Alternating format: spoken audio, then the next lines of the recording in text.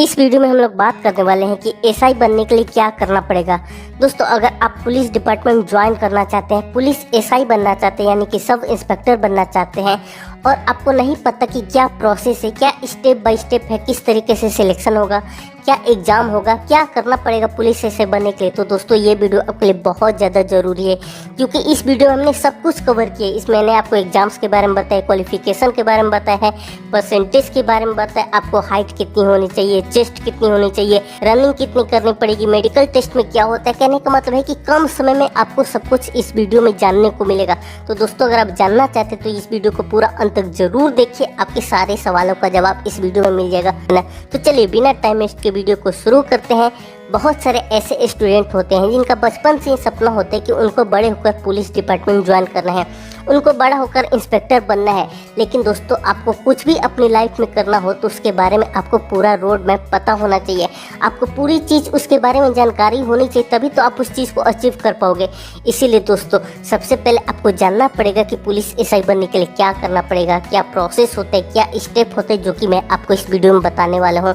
तो सबसे पहले हम लोग बात करेंगे क्वालिफिकेशन के बारे में कि क्या क्वालिफिकेशन होनी चाहिए, क्योंकि बहुत सारे स्टूडेंट को ये लगता है कि क्लास 12 पास कर लिए तो उसके बाद आप योग्य हो जाते हो, आप एलिजिबल हो जाते हो एसआई बनने के लिए। लेकिन दोस्तों, ये रॉन्ग है, ऐसा बिल्कुल भी नहीं है। क्लास 12 के बाद आप एलिजिबल नहीं होते।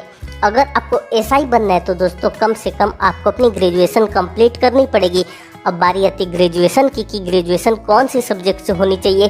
तो मैं आपको बता दूं कि ग्रेजुएशन में आप कोई भी स्ट्रीम ले लो, कोई भी सब्जेक्ट ले लो, कोई भी कोर्स कर लो, कोई फ़र्क नहीं पड़ता। जैसे कि आप बीए कर सकते हो, आप बीकॉम कर सकते हो, आप बीएससी कर सकते हो, आप बीसीए कर सकते हो, आप बी फार्मा कर सकते हो, कुछ भी कर लो, कोई भी आपको फ़र्क नहीं पड़ता, बस आपकी ग्रेजुएशन कंप्लीट होनी चाहिए। अब बात आती है ग्रेजुएशन पास होने की, तो आपके मन में एक और सवाल आ रहा होगा कि अरे यार, ये भी बता देते कि कितने परसेंटेज चाहिए। तो मेरे दोस्त, मैं आपको बताना चाहूँगा कि परसेंटेज की भी अभी तक कोई भी रिक्वायरमेंट नहीं है। ऐसा कोई भी क्राइटेरिया नहीं रखा गया कि आपको मिनिमम 50% या फिर 40% या फिर 60% चाहिए, ऐसा किसी तरीके का कोई रूल नहीं है। तो बस आपको सिंपली ग्रेजुएशन पास होना है, कोई भी सब्जेक्ट से ले लो, कितनी भी परसेंटेज है, कोई भी फर्क नहीं पड़ता। हमने क्वालिफिकेशन के बारे में जान लिया, अब हम लोग बात कर लेते हैं एलिजिबिलिटी क्राइटेरिया के बारे में कि क्या योग्यता होनी चाहिए, क्या एलिजिबिलिटी क्राइटेरिया है। तो दोस्तों, सबसे पहले अगर हम लोग बात कर लेते हैं एज लिमिट के बारे में कि क्या एज लिमिट है, तो देखो आपकी जो एज लिमिट है 21 साल से 28 साल के बीच होनी चाहिए। मिनिमम 21 साल यानी कि 21st ईयर और मैक्सिमम 28 ईयर आपकी एज होनी चाहिए। इसमें कैटेगरी के अकॉर्डिंग जो छूट आपको मिलती है वो मिलेगी, जैसे कि ओबीसी को 3 साल की छूट मिलेगी, एससी एसटी कैटेगरी को 5 साल की छूट मिलेगी। इसके अलावा दोस्तों, अब हम लोग बात कर लेते हैं एग्जाम्स के बारे में, जो कि बहुत ज़्यादा इंपॉर्टेंट है। उसके बाद हम लोग बात करेंगे आपकी हाइट वगैरह के बारे में। तो एग्जाम्स के बारे में हम लोग बात कर ले तो देखोगे, इसमें बेसिकली ऑनलाइन एग्जाम होता है और इसमें आपके एमसीक्यू टाइप क्वेश्चन होते हैं, यानी कि 4 ऑप्शन होंगे, जो भी क्वेश्चन सही होगा, जो भी आंसर सही होगा, आपको उसको टिक करना होगा। और ये जो एग्जाम होता है इसमें बेसिकली 4 सेक्शन होते हैं, क्योंकि बहुत सारे स्टूडेंट के मन में डाउट होते हैं कि किस टाइप के क्वेश्चन आते हैं। तो मैं आपको बताना चाहूँगा, देखो इसमें आपको मैथमेटिक्स के क्वेश्चन आएंगे, जीएस और करेंट अफेयर्स के क्वेश्चन आएंगे, इसके अलावा रीजनिंग और हिंदी से रिलेटेड क्वेश्चन आते हैं। इसके बारे में आपको थोड़ा सा और मैं बता देता हूँ ताकि आपको और अच्छी तरीके से समझ में आ जाए। देखो मैथमेटिक्स, नाम सुन के आप घबराओ नहीं। अगर आपने 10th के बाद मैथ्स नहीं लिया था तब भी टेंशन लेने की ज़रूरत नहीं है, क्योंकि इसमें जो मैथमेटिक्स के क्वेश्चन आते हैं वो दोस्तों 10th क्लास तक ही आते हैं। हो सकते कि 1 या 2 क्वेश्चन आपके 11th 12th के आ जाए, लेकिन वो बहुत कम आते हैं। जो ज़्यादातर पोर्शन होते हैं 10th तक के ही आते हैं। अगर आपने 10th तक की अपनी मैथ्स अच्छी तरीके से कंप्लीट कर ली है तो दोस्तों आप खुश हो जाइए, आपको मैथ्स में कोई भी प्रॉब्लम नहीं होगी। इसके अलावा दोस्तों हिंदी वही जो हम लोग पढ़ते आ रहे हैं, जैसे कि जो हम लोग हिंदी व्याकरण पढ़ते हैं, जैसे संधि हो गया, समास हो गया, विलोम शब्द हो गया, और इसके अलावा समानार्थी शब्द हो गया यानी कि सिनोनिम्स वगैरह हो गया। इसके अलावा लेखक वगैरह के बारे में पूछता है। हिंदी में बेसिकली वही होता है जो कि हम सभी लोग पढ़ते आ रहे हैं। इसके अलावा दोस्तों इसमें आपको रीजनिंग होती है, और इसके अलावा दोस्तों आपको जीएस और करेंट अफेयर से रिलेटेड क्वेश्चन पूछा जाता है। अगर हम लोग टोटल क्वेश्चंस की बात करें तो टोटल क्वेश्चन इसमें आपको दोस्तों 160 होते हैं और इसमें निगेटिव मार्किंग नहीं होती, ये एक अच्छी बात है। तो अपने एग्जाम पैटर्न के बारे में जान लिया, अब हम लोग जान लेते हैं सिलेक्शन प्रोसेस क्या होता है, क्या स्टेप्स होते हैं, किस तरीके से आपका सिलेक्शन होगा। तो देखो गाइस, सबसे पहले आप ऑनलाइन अप्लाई करोगे, इसके बाद आपका एक निश्चित डेट को आपका एग्जाम होगा। उस एग्जाम में जो भी कैंडिडेट मतलब कि क्वालिफाई करेंगे, जिनका भी मेरिट लिस्ट में नाम होगा, उनको बुलाया जाएगा रनिंग के लिए। आप रनिंग करोगे और वहीं पे आपका डॉक्यूमेंट्स वेरिफिकेशन भी हो जाएगा। अगर आप ये दोनों चीज़ क्लियर कर लेते हो, यानी कि आपकी रनिंग क्वालिफाई हो जाती है, इसके बाद एक फाइनल मेरिट लिस्ट बनेगी। उस मेरिट लिस्ट में जिसका भी नाम होगा उसको फिर से बुलाया जाएगा और उनका दोस्तों मेडिकल होगा। मेडिकल में बेसिकली आपका देखा जाता है कि आपकी विजन वगैरह चेक की जाती है, आपके फ्लैट फुट चेक किए जाते हैं, आपकी नीज वगैरह चेक की जाती है, यानी कि घुटने वगैरह चेक किए जाते हैं। अगर सब कुछ सही रहा तो दोस्तों आपका सिलेक्शन हो जाता है। लेकिन कभी कभी ऐसा होता है कि आपको मेडिकल में आप क्वालिफाई नहीं कर पाते। इसके दो रीजन होते हैं। एक परमानेंट रीजन होते हैं जो कि ठीक नहीं हो सकता, जैसे कि विजन वगैरह है या फिर कलर ब्लाइंडनेस है, तो ये तो ठीक नहीं हो सकता, तो आप वहीं से डिस्क्वालीफाई हो जाते हो। लेकिन कुछ रीजन होते हैं जैसे फ्लैट फुट वगैरह है या फिर और भी कुछ रीजन हो सकते हैं जो कि ठीक हो सकते हैं, तो दोस्तों उसके लिए 3 महीने या फिर 6 महीने का समय आपको दिया जा सकता है। उतने समय के बाद फिर से आपका मेडिकल टेस्ट होगा। उसके बाद अगर आप उसमें क्वालिफाई कर जाते हैं तो आप आगे की ओर बढ़ जाएंगे। मेडिकल टेस्ट वगैरह होने के बाद दोस्तों अगर सब कुछ सही रहा तो उसके बाद आपको ट्रेनिंग पर भेज दिया जाता है।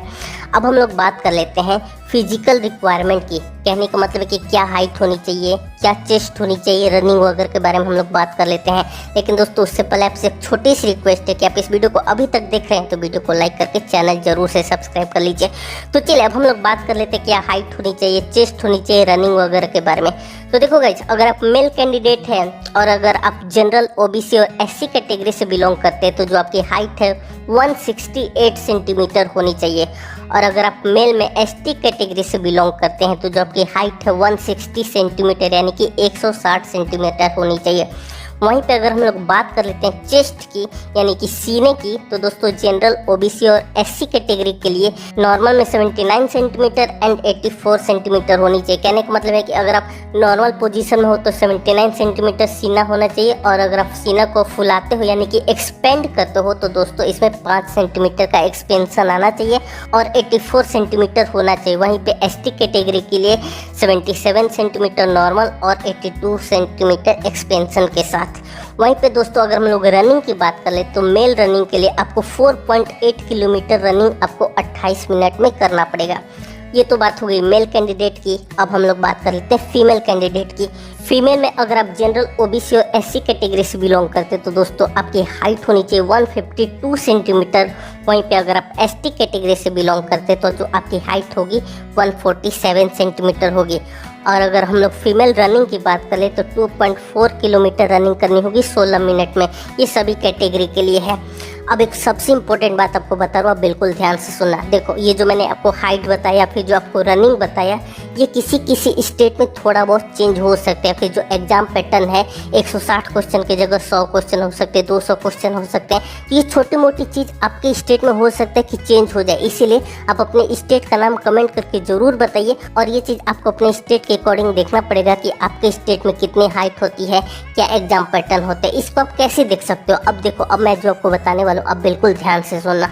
अब जिस भी स्टेट के हैं उसका दोस्तों आप प्रीवियस ईयर पेपर डाउनलोड कर लीजिए। आप देख पाओगे क्या एग्जाम पैटर्न होता है, कितने क्वेश्चन आते हैं, और आपको नोटिफिकेशन में पूरी डिटेल मिल जाएगी क्या हाइट होनी चाहिए, क्या आपकी चेस्ट होनी चाहिए। क्योंकि कई बार कुछ स्टेट्स में होता है कि आपको रनिंग के अलावा हाई जंप और लॉन्ग जंप भी होता है, तो ये चीज़ आप ध्यान में रख सकते हैं।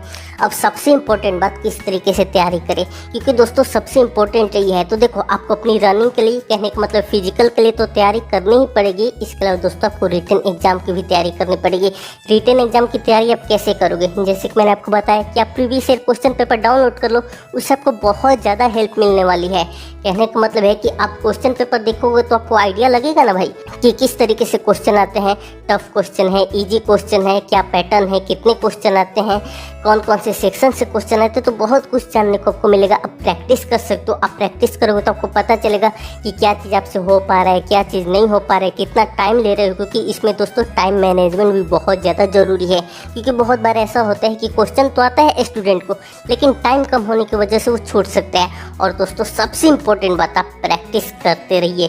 जितना ज़्यादा प्रैक्टिस करेंगे उतना ही ज़्यादा आपके सिलेक्शन के चांसेस बढ़ेंगे। आप रनिंग और एक्सरसाइज करते रहे, आपको बहुत ज़्यादा हेल्प मिलेगी।